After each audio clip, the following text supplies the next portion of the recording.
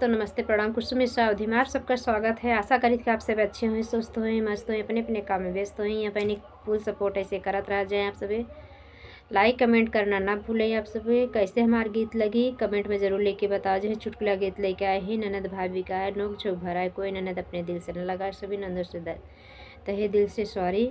और कमेंट में ज़रूर लेके बता जाए कि आप सबके नोक झोंक भरी हमारी गीत कैसे लगी। और फुल वॉच रहे कि सुनना चाहिए। आप खूब प्यार दुलार हमारे चैनल पे दे चाहिए। आप सबका प्यार दुलार की बहुत ज़्यादा ज़रूरत है। और ज़्यादा से ज़्यादा शेयर करें और सब्सक्राइब करें। हमारे यूट्यूब फैमिली में नए भाई बहन जुड़े वाले, हमारे दादा दादी, हमारे सभी भैया बहनी, हमारे चाचा चाची, हमारे यूट्यूब फैमिली सभी अपन ऐसे प्यार दुलार बनाए रहें। प्लीज़ एक लाइक कमेंट जरूर करा जाए आपका, अगर आप सबके हमारा गीत अच्छा लगे तो। धन्यवाद।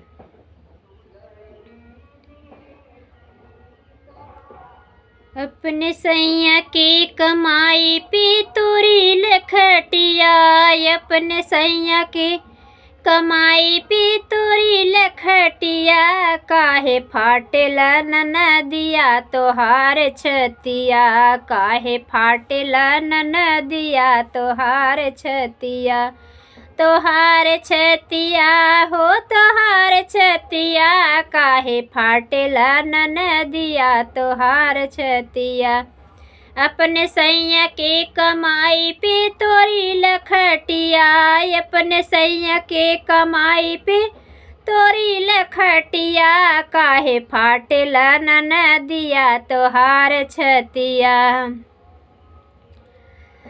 सासुरी सियाई है हमारे काउले हैं, सासुरी सियाई है हमारे काउजई हैं, दिन भर घूमबई बाजार हटिया, दिन भर घूमबई बाजार हटिया, अपने सैया के कमाई पे तोरी लखटिया, अपने सैया के कमाई पे तोरी लखटिया।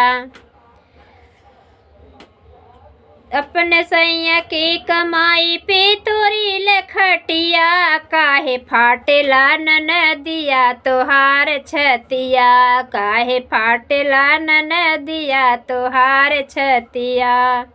जठनेरी सियाई है हमारे काउजई हैं, जठनेरी सियाई है हमारे काउले हैं, दिन भरी बैठब, दिन भरी बैठब लगाई के मचिया, अपने सैया के कमाई पे तोरी लखटिया, दिन भरी बैठब लगाई के मचिया, अपने सैया के कमाई पे तोरी लखटिया, अपने सैया के कमाई पे तोरी लखटिया, काहे फाटेला ननदिया तोहार छतिया, काहे फाटेला ननदिया तोहार छतिया।